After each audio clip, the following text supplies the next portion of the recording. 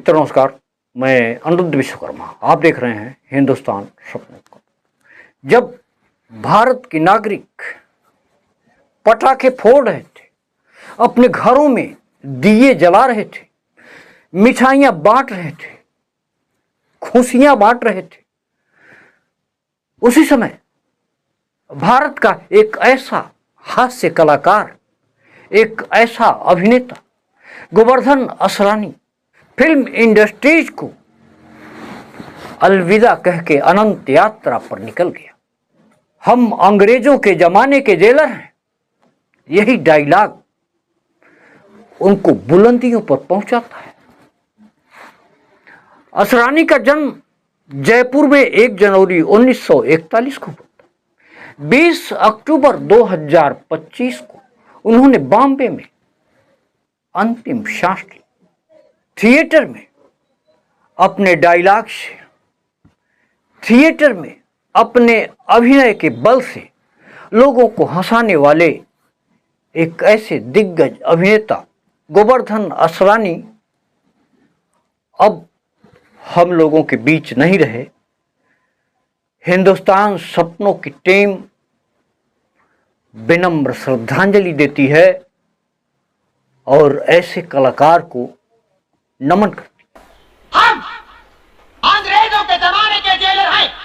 मित्रों, बिहार विधानसभा चुनाव में अनियमितताएं जम करके हो रही है।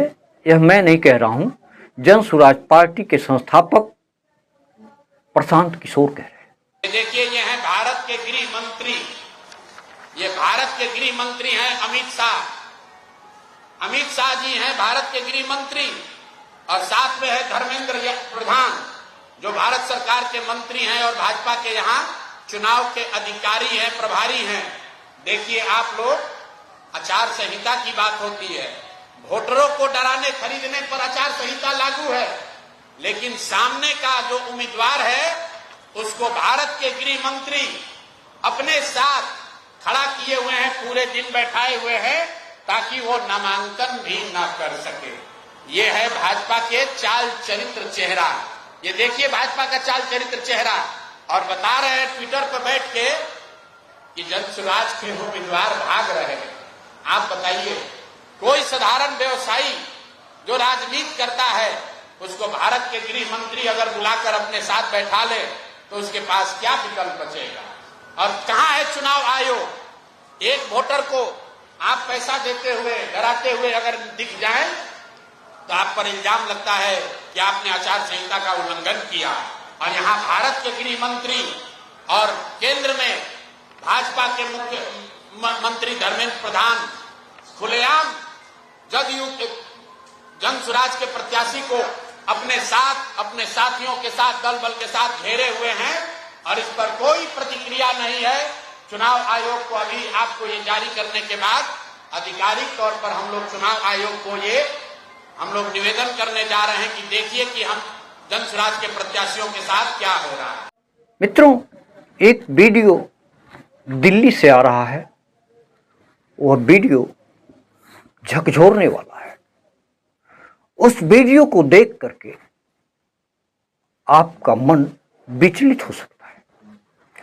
वीडियो में एक कुम्हार जो दशकों से मिट्टी का दिया बनाता आ रहा है, मिट्टी का बर्तन बनाता है और उसी से उसके परिवार की रोजी रोटी चलती है। अतिक्रमण हटाने के नाम पर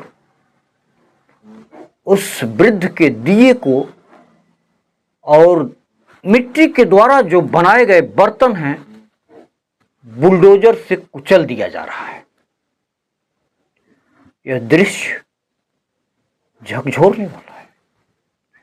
वृद्ध छाती पीट पीट करके रो रहा है। उसके घर का खर्च चलेगा कैसे? उसके घर की रोटी चलेगी कैसे? एक सोशल यूजर हैं, उन्होंने लिखा है कि दिल्ली में छाती पीटता बुजुर्ग कुम्हार दशकों से मिट्टी के बर्तन व दिए बनाता था।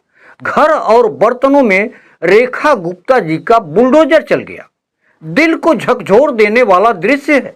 एक बुजुर्ग कुम्हार जिसने दशकों से मिट्टी के बर्तनों और दियों से अपनी रोजी रोटी चलाई, उसका सब कुछ मलबे में दब गया।